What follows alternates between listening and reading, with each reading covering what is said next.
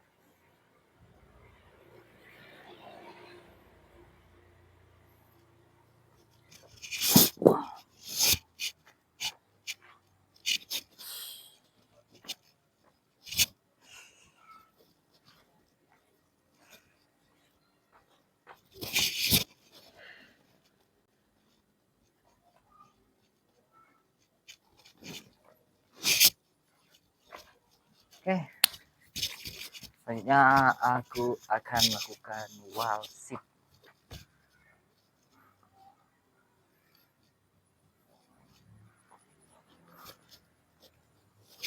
Selama sekitar 40 detik.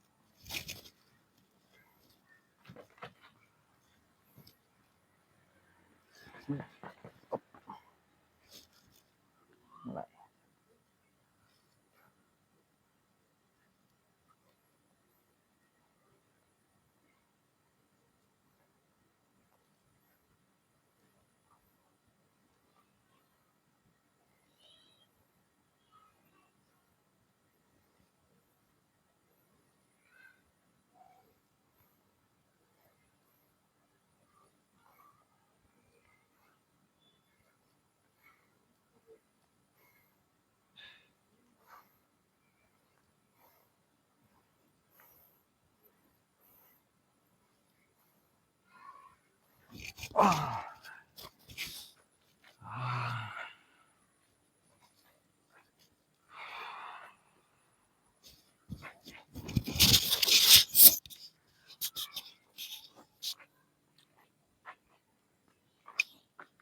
Oke, sepertinya sudah cukup.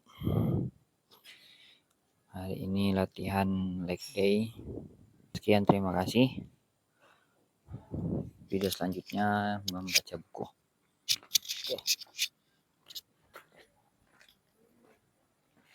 Oke. Jadi udah leg day. Maka sekarang aku akan baca buku yang berjudul The Psychology of Money. Kemarin sudah di bab 3, kalau tidak salah, tentang tak pernah merasa cukup, orang kaya semakin gila, gitulah dia. Sekarang langsung saja aku akan bacakan bab 4.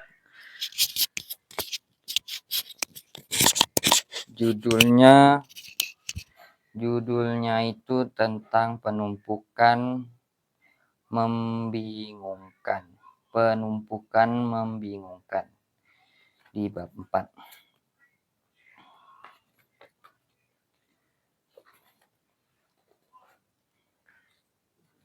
Menumpukan membingungkan di keempat. 81,5 miliar US dollar dari 84,5 miliar dolar harta Warren Buffett datang sesudah ulang tahunnya yang ke-65. Akal kita tak dibangun untuk menangani absurditas seperti itu. Oke. Gila ya. Warren Buffett itu kaya bukan dari usia remaja, tapi kaya ketika dia siap. Kapan dia siap kaya? Warren Buffett itu menurut aku dia siap kaya ketika usaha selama bertahun-tahun. Usahanya itu ya banyak macam-macam. Salah satunya setelah selesai usaha dia beli saham, investasi, sampailah dia tua baru dia merasakan hasilnya. Gitu sih menurut aku. Kalau salah ya dikoreksi lah ya. Kalau salah dikoreksi. Oke, kita lanjutkan. Pelajaran dari satu bidang seringkali penting dibanding bidang lain yang tak berhubungan. Misalnya, sejarah zaman es selama jutaan tahun. Dan apa pelajarannya untuk pertumbuhan uang? Pengetahuan sains kita mengenai bumi lebih baru daripada yang Anda mungkin duga. Pemahaman akan cara kerja dunia sering melibatkan pengeboran sampai dalam di permukaannya. Sesuatu yang kita belum bisa lakukan sampai baru-baru ini. Isaac Newton menghitung pergerakan bintang-bintang ratusan tahun sebelum kita mengerti beberapa hal dasar mengenai planet kita. Baru pada abad ke-19, para saintis menyepakati bahwa bumi berkali-kali pernah tertutup es. Terlalu banyak buktinya sehingga tak bisa disangkal. Di seluruh dunia ada bekas-bekas dunia yang dulu beku, batu-batu besar berserakan secara acak, lapisan karang tergerus sampai tipis. Ada bukti kuat bahwa zaman es bukan hanya terjadi satu kali, melainkan 5 kali. Jumlah energi yang dibutuhkan untuk membekukan planet, melelehkannya dan membekukannya lagi sangat besar. Apa yang mungkin menyebabkan siklus itu? Pastilah kekuatan terbesar di planet ini. Dan memang demikian, namun bukan dengan cara yang diduga siapapun. Ada banyak teori mengenai mengapa zaman es terjadi. Untuk menjelaskan pengaruh besar zaman es dalam geologi, teori-teorinya juga besar.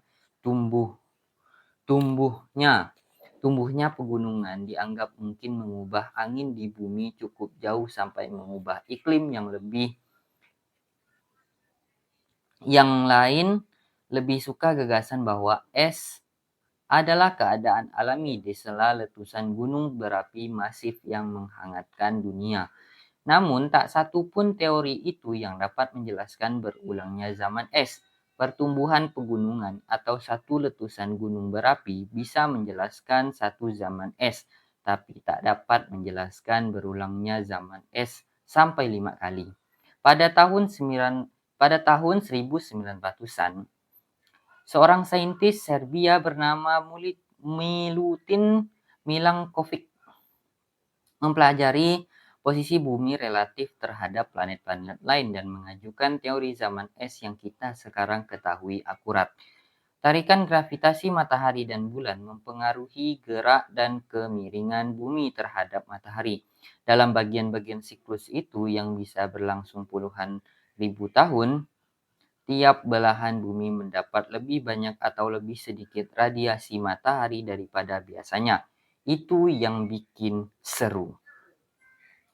Teori Milankovic awalnya berasumsi bahwa kemiringan belahan-belahan bumi menyebabkan musim dingin yang cukup dingin untuk mengubah seluruh planet jadi es. Namun sekarang, seorang ahli meteorologi Rusia bernama Vladimir Koppen menggali karya Milankovic lebih dalam dan menemukan nuansa menarik. Biang keladinya bukan musim dingin yang dingin, melainkan musim panas yang sejuk.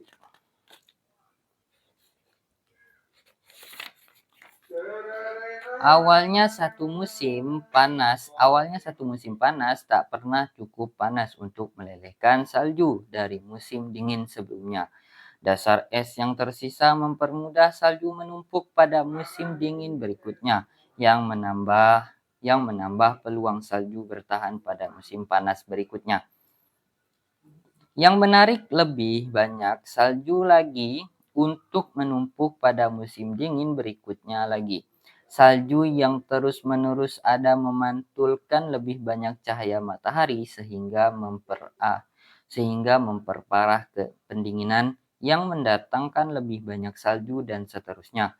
Dalam beberapa ratus tahun timbunan salju musiman tumbuh menjadi lapisan salju yang menutupi satu benua. Begitulah.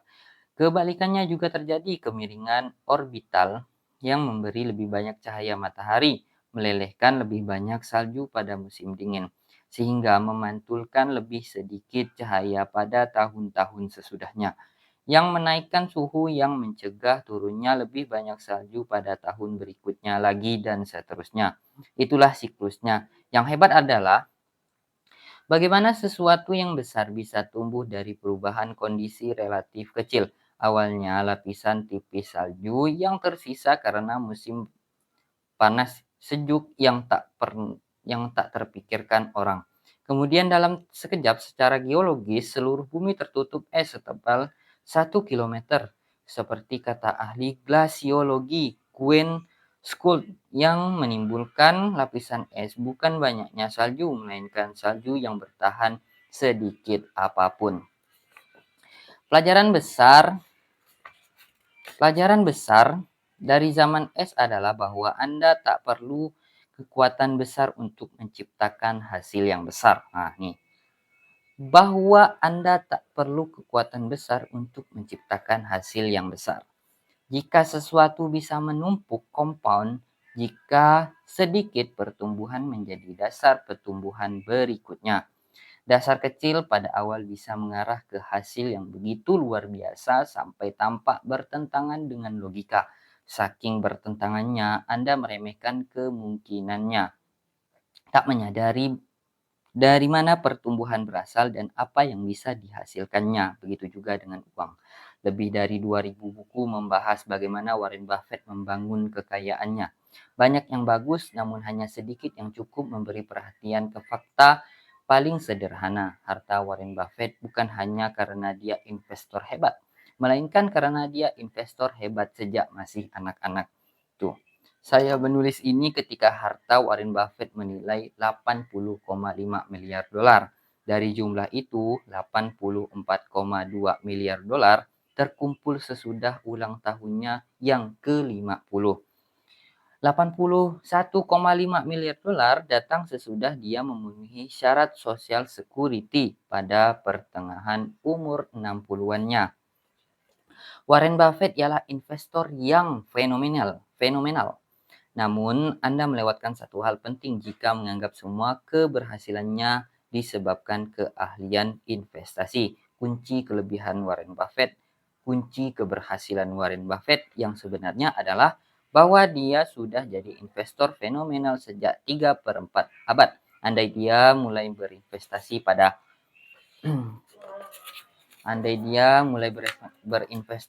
umur 30-an dan pensiun pada 60-an, mungkin hanya sedikit orang yang akan kenal dia lakukan percobaan pikiran tersebut.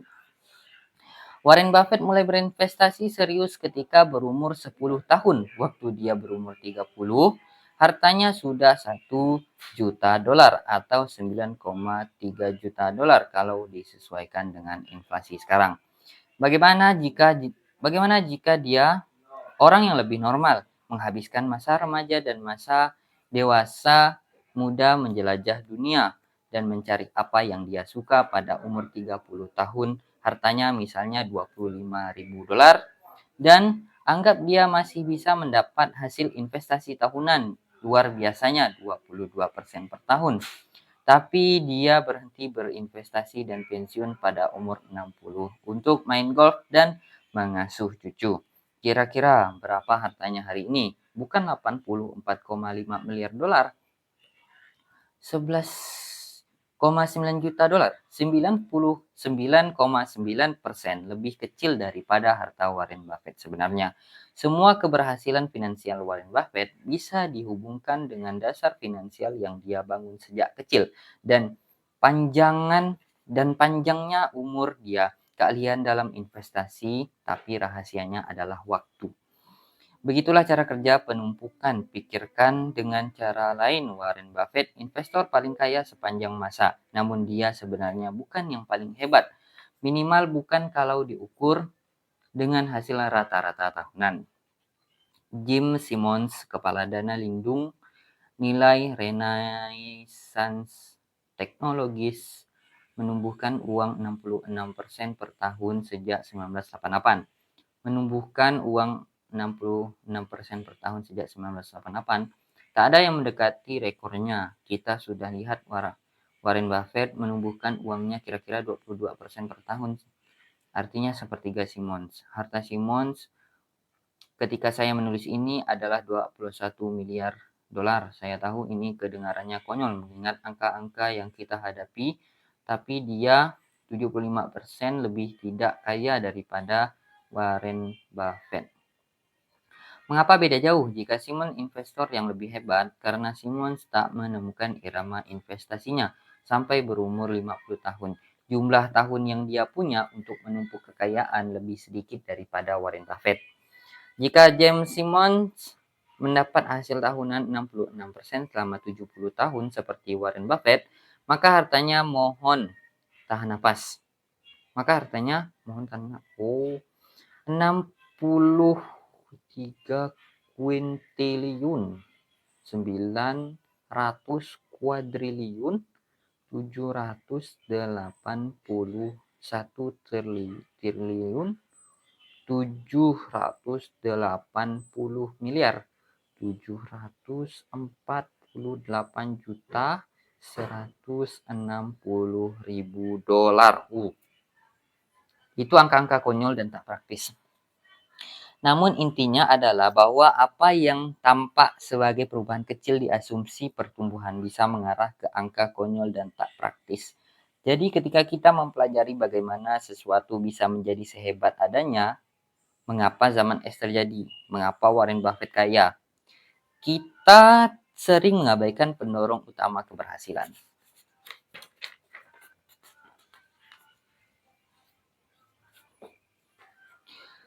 Saya sudah dengar banyak orang yang berkata bahwa pertama kali mereka melihat tabel bunga berbunga, compound interest, atau salah satu cerita mengenai betapa lebih banyak uang akan dimiliki untuk masa pensiun jika Anda mulai menabung pada umur 20-an, bukan 30-an. Hidup mereka berubah, namun barangkali tidak. Mungkin mereka kaget karena hasilnya tak berkesan benar secara intuitif. Pemikiran linier jauh lebih intuitif daripada pemikiran eksponensial. Jika saya minta uang Anda menghitung 8 tambah 8 tambah 8 tambah 8 tambah 8 tambah 8 tambah 8 tambah 8 tambah 8 dalam kepala, Anda bisa melakukannya dengan beberapa detik, hasilnya 72. Jika saya minta Anda menghitung 8 kali 8 kali 8 kali 8 kali 8 kali 8 kali 8 kali 8 kali 8, kepala Anda akan pecah. Hasilnya 134.217.728. Angkanya ada di sini. Nanti kita tampilkan. Nanti aku akan tampilkan angkanya di sini. Aku ulangi, hasilnya tadi yang 8 kali 8 kali 8 kali 8 kali 8 kali 8 kali 8 kali 8 kali 8 kali 8. Kepala Anda akan pecah. Itu hasilnya 134.217.728. IBM membuat hard drive 3,5 MB pada tahun 1950-an. Pada 1960-an kapasitasnya beberapa lusin megabyte pada tahun 1970-an. Drive Manchester IBM berkapasitas 70 MB. Kemudian drive menjadi makin kecil selagi kapasitas simpan membesar. PC biasa pada awal 1990-an berkapasitas 200 sampai 500 MB. 500 MB. Kemudian duar, terjadi ledakan 1999. iMac Apple dilengkapi hard drive 6 GB. 6 GB. 2003 120 GB di Power Mac. 2006 250 GB di iMac baru. 2011 hard drive pertama dengan kapasitas 1 TB terabyte. 2017 hard drive 60 terabyte. 2019 hard drive 100 terabyte. Satukan semuanya dari 1950 sampai 1990 kita mendapat 296 MB. Dari 1990 sampai hari ini kita mendapat 100 juta megabyte. Jika Anda seorang yang optimis dengan teknologi pada tahun 1950-an, Anda boleh jadi memprediksi bahwa penyimpanan praktis bakal menjadi 1000 kali lebih besar, barangkali 10.000 kali lebih besar. Jika Anda sangat optimis, sedikit yang Anda mengatakan 30 juta kali lebih besar dalam masa hidup saya. Namun itulah yang terjadi.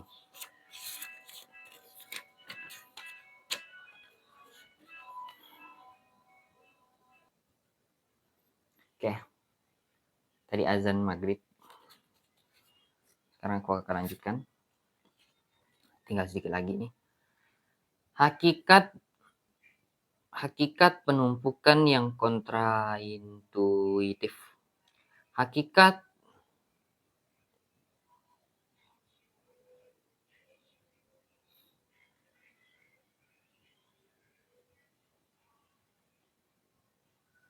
Jika Anda seorang yang optimistis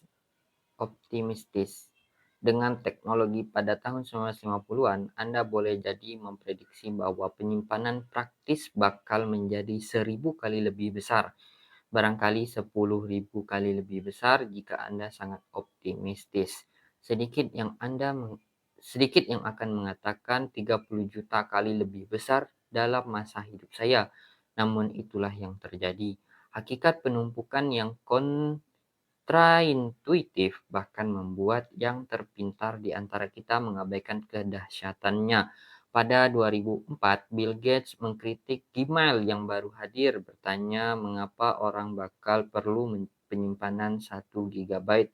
Penulis Stephen Levy menulis, meski paham teknologi terbaru, mentalitas Gates terikat di paradigma penyimpanan lama berbagai komoditas yang mesti dihemat.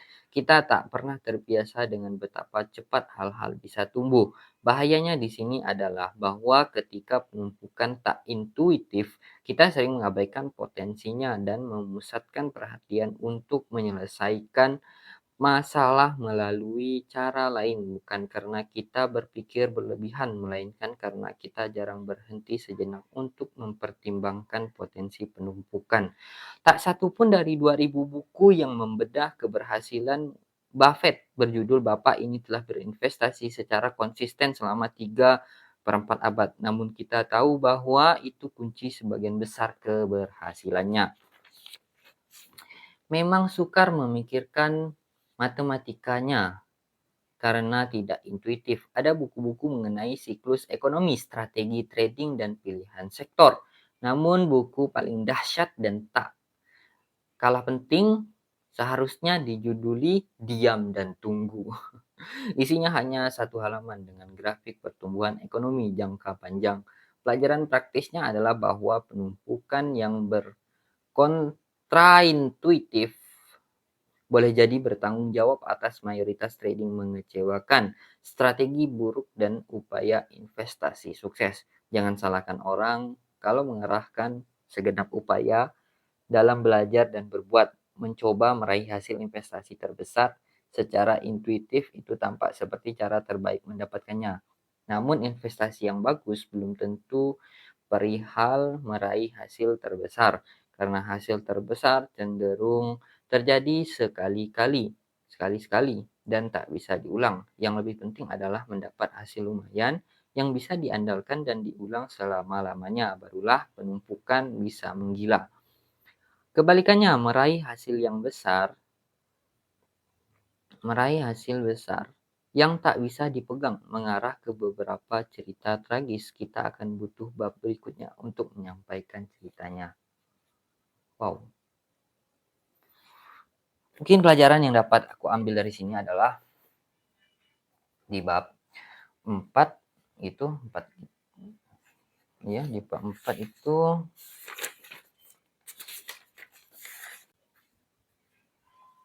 sepertinya yang mulai aku pahami adalah menabung itu penting.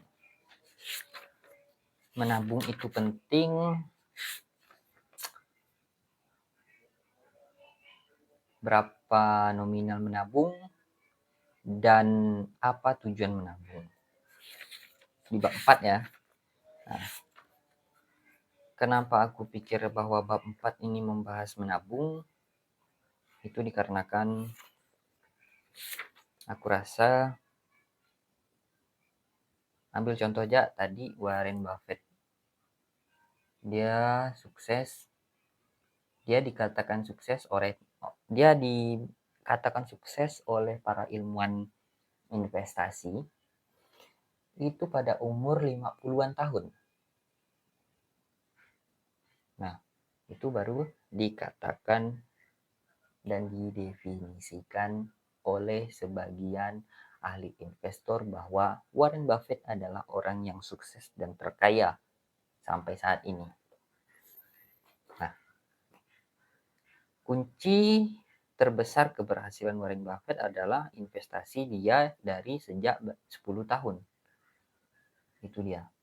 Dan di antara semua buku yang membahas tentang Warren Buffett, itu belum menemukan 100%